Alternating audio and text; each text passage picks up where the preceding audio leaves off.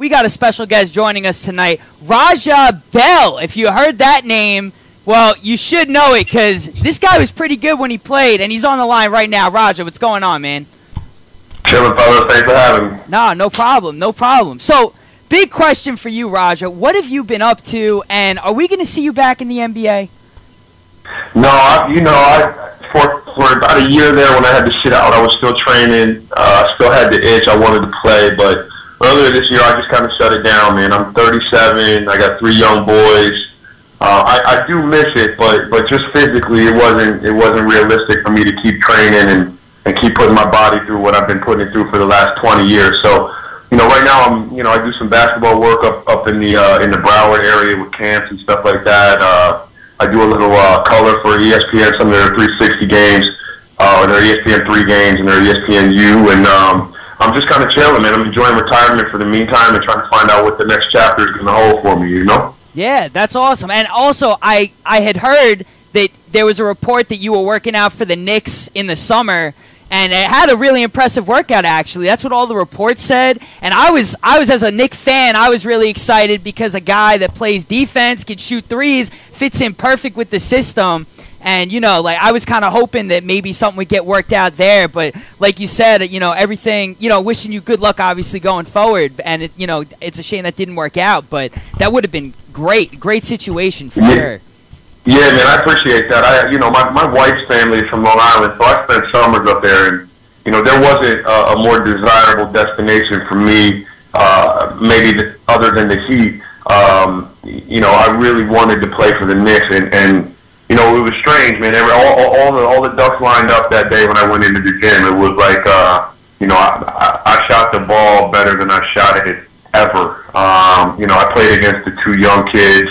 Tim and CJ Leslie was there that day, and as a 36-year-old at the time, I was really putting in work, and so I felt really good about the workout. Glenn Grunwald, even in his office after the workout, was you could tell he was really surprised at what he had just seen. I don't think he expected it, but right. Not long after that, Glenn, I guess they let him go or whatever happened, and so. I guess I kind of got lost in the shuffle there, but I really wanted to be a part of the Knicks. I was really hopeful and a little disappointed when it didn't happen. Yeah. Now, Raja, I got to ask you, because as the season gets closer, I know you said you're shutting it down, but there's a lot of teams that are always looking to add that veteran presence such as yourself for the playoff run, especially teams like the Spurs, they're known to do it. If a team, I'm just saying, comes knocking on your door and says, hey, you want to come in, we're looking to add some extra guard depth, what are the chances that you would even entertain that, or are you completely set that this is it? No, I'm done, man. I'm done. There's always a piece of you that wants to play, right? And there's always that competitor that's sitting at home, with your wife on the couch drinking a beer, saying, damn, I could help them, or I could stop that, or I can knock that down. And so that'll always be a part of me. That's just who I am. But to be ready to help someone in the playoffs, you have to be training and you have to be in shape. I would never go somewhere if I didn't feel like I was going to be able to produce and be the best player that I could be in. So, not training, not having been in the gym for the last month, I wouldn't entertain anything like that. I'd be flattered, but I'd have to say no because I don't think I'd be able to live up to my end of the bargain at this point. Cool. Raja, this strict. As you can tell, man, I'm on the line with 2 diehard New York Knicks fans. What's good, man? So I have to deal with this Knick talk all the time.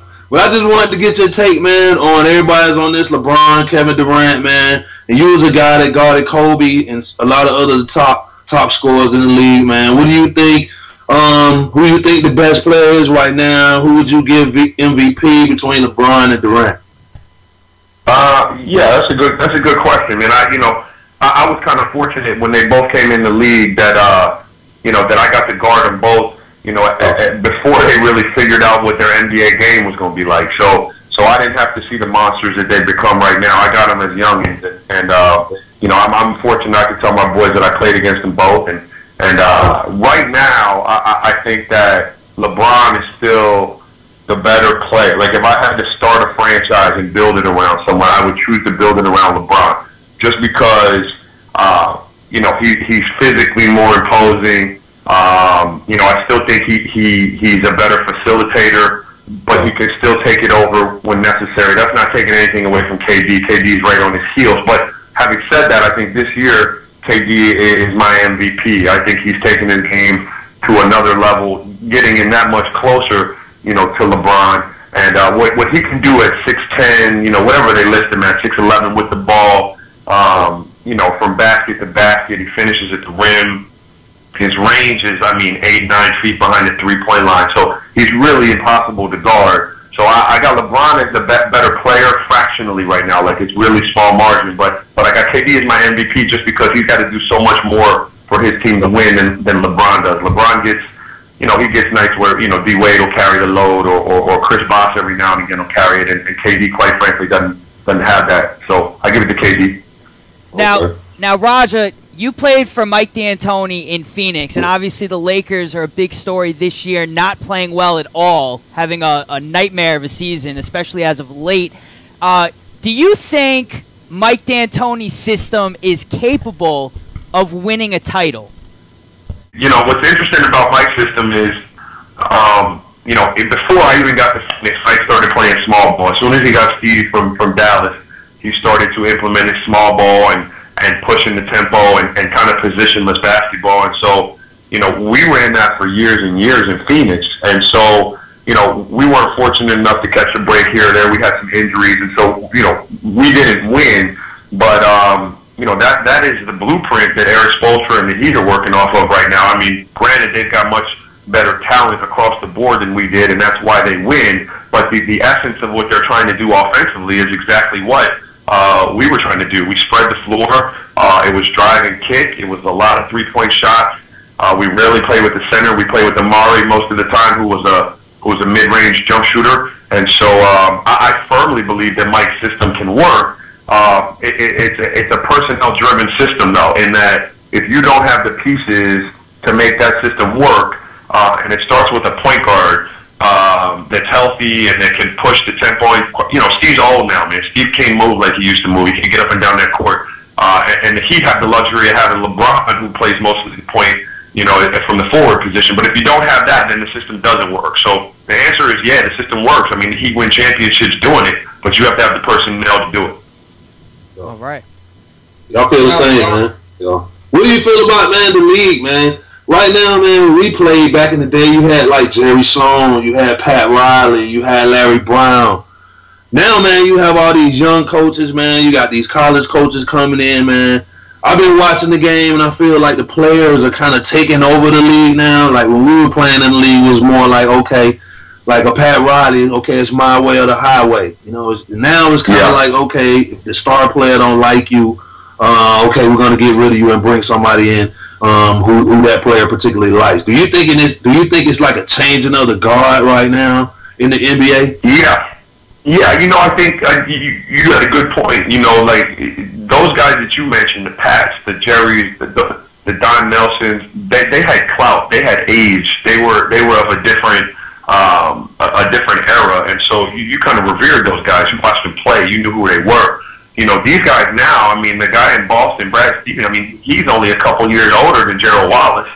Yeah. So, you're dealing with guys that, number one, might make more money than you from a coaching perspective. And then number two, that they're almost your peer in that they're only 5, 6, 7 years younger than you.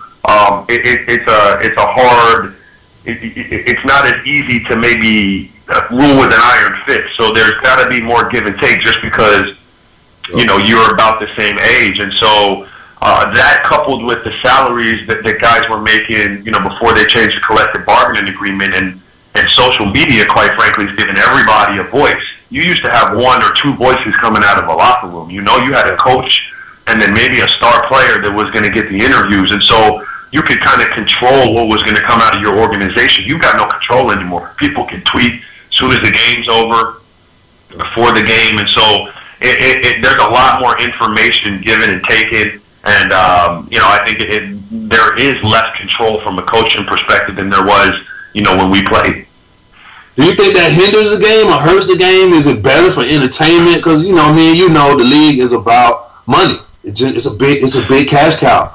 Do you think that hinders or does it make the league better? Is it better for the future? I think you hit the I always nail. wonder what another player felt about that. It's a money making machine. It's entertainment. You know, basketball is being played a lot different now than when we played. You know, it's cyclical. It went from a draw and kick league, pick and roll league. You know, for a few years there in the middle, I could barely watch it because it was a straight ISO league. Now it's kind of coming back to teams drawing and kicking. You know, everybody getting to touch ball movement, and so it's entertainment. I do think that, you know, it does hurt the product when you've got coaches that can't control their locker room. I think in order to have a good team and to have a sustainable team and a sustainable, you know, organization, you have to have a Greg Popovich. You know, someone who's going to be there, you know, regardless of what player who makes X amount of dollars thinks about him. That this is our guy. We're going with Greg. And so you either get in line or we'll get you up out of here. And then that sends a message and it disseminates through your ranks. Everybody kind of falls in line accordingly. And when you don't have that, I think the product does suffer because of it. Okay, cool, man. You know, this game is not only evolved with the coaching. You know, they're going a lot younger and a lot more inexperienced, and it seems to not be a problem. They still bring these guys in, but it's also growing in terms of globally, and they keep exploring this idea of international games. I'm curious, you know, because you played in the league for so long, how would a player take that? You got to go maybe out to London for 2 weeks and play like a, you know, a London circuit, you know, play maybe 3 or 4 teams over there, or go to a different country. Are you in favor of that? Is that something that the players would be interested in, or is this something that the NBA is just looking at as a pure money standpoint, you know, and the players may not really be on board?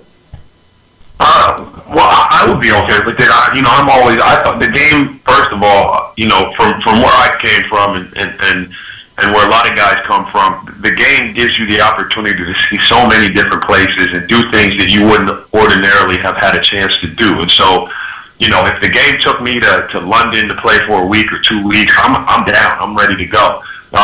Provided you're not taking me to London and making me play there, and then I got to play in New York the next night, because, you know, that's not fair to your body. But if you'll keep me there for a few weeks and we can play a couple games, I get to hang out in London and have a pint in one of the pubs or something like that. I'm cool with that, like as a player. But I think that you know, the league is always looking, and that, you know, to David Stern's credit and his legacy is that he's built the brand and he's continued to grow it and globalized it. And so I spent a week and a half, 10 days in India with NBA India 2 summers ago, and they're looking to put roots down in India right now, and been doing so for the last 5 years, just because of the population that India possesses. So they're always on the forefront of trying to find a new market and trying to find new viewerships and sponsorship dollars.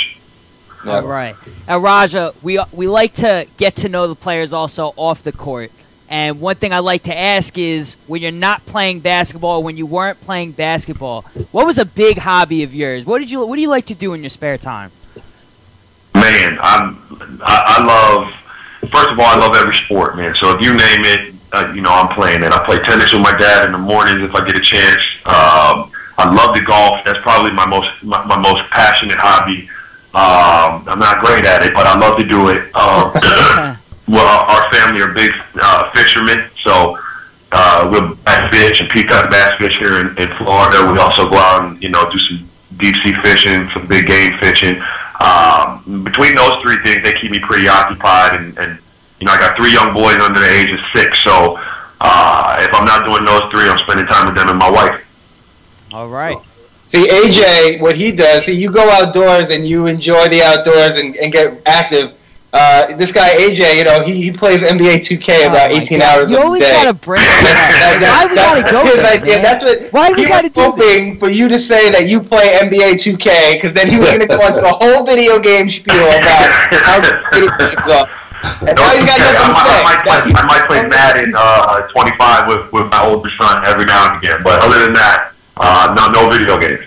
Okay, that's like Strick. Strick doesn't play video games either. He's not into It's it. a waste of time, man. We live in Miami, man. Too much to do. Got time to sit in the house playing no video games. There's a lot going on. No, I agree. We live in Jersey. I mean, it's only the summertime here that anything exciting happens. That's it. So. Yeah. No, I hear that. I hear that. My buddy's up there in the Colonia Woodbridge area, so I know. Yeah. So, well, I'm glad someone understands. You know, I'm not just a total video game junkie here like Kyle makes me out to be. But I'm just saying, you know, when I ask you what's going on, you're like, I just finished playing this game. Yeah, That's what I'm saying. well, listen, look, we're going out to Miami to see Strick. We could definitely hit up Roger. He could come out for wings with us, right? I'm sure he'd be on board with that. I'm sure he'd be cool with that. I'm in. Yep, see that? I'm in. There you go.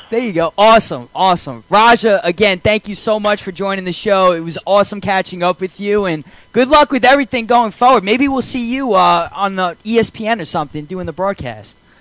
Thanks for having me, man. It was fun. All right, take it easy, Raj. Appreciate it. All right, dog.